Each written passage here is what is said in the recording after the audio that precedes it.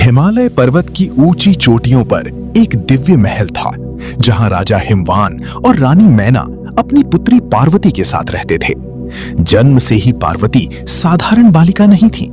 उनके चेहरे पर अद्भुत तेज था और मन में एक अनोखी शांति। पूरे महल में ऐसा लगता था मानो स्वयं देवी शक्ति ने जन्म लिया हो। बचपन में जब भी पार्वती किसी साधु संत को देखती, वे भगवान शिव के बारे में पूछने लगती। भोलेनाथ कौन है? वे हमेशा ध्यान में क्यों रहते हैं? उनकी माता मैना मुस्कुराकर कहती, वे संसार के सबसे महान योगी हैं बेटी। धीरे धीरे पार्वती का मन शिव जी की भक्ति में डूबने लगा। वे मिट्टी से शिवलिंग बनाती, फूल चढ़ाती और घंटों ओम नमः शिवाय का जाप करती। एक दिन महल में देवर्षि नारद आए।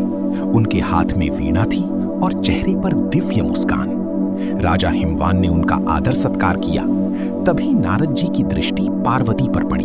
उन्होंने ध्यान लगाकर भविष्य देखा और बोले, राजन, आपकी पुत्री कोई साधारण कन्या नहीं, ये वही आदि शक्ति हैं जो पूर्व जन्म में माता सती थी। इनका विवाह स्वयं भगवान शिव से होगा। ये सुनकर पूरा महल आश्चर्य में डूब गया, लेकिन रानी मैना चिंतित हो गई। उन्होंने कहा, शिव तो भस्म धारण करते हैं, गले में सर्प रखते हैं, शमशान में रहते हैं। मेरी कोमल पुत्री उनके साथ कैसे रहेगी? नारद जी मुस्कुराए। महादेव बाहर से कठोर दिखते हैं, लेकिन उनका हृदय अत्यंत करुणामय है। यही विवाह संसार के संतुलन के लिए आवश्यक है। उस दिन के बाद पार्वती के मन में एक ही संकल्प जाग उठा, मैं केवल शिवजी को ही अपना पति बनाऊंगी। उसी समय दूसरी ओर भगवान शिव कैलाश पर्वत पर गहरे ध्यान में लीन थे। माता सती के देह त्याग के बाद उन्होंने संसार से दूरी बना ली थी। वे न किसी से बात करते, न किसी की ओर देखते।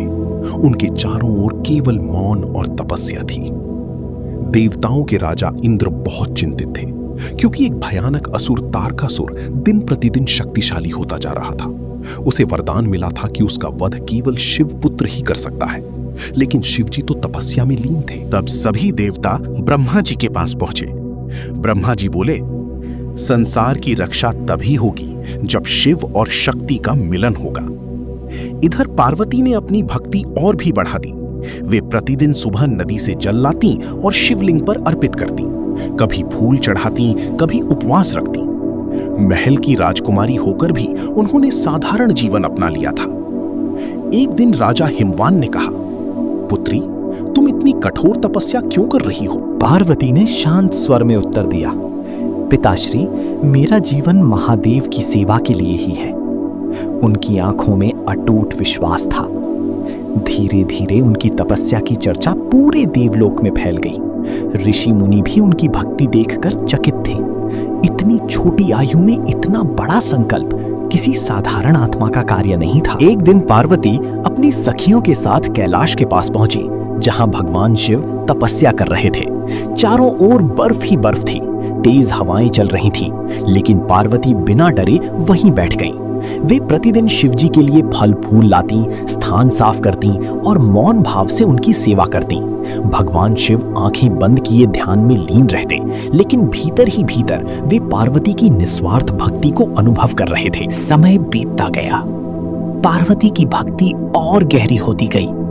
देवताओं को अब आशा दिखाई देने लगी थी कि शायद संसार का संतुलन फिर से लौट आएगा।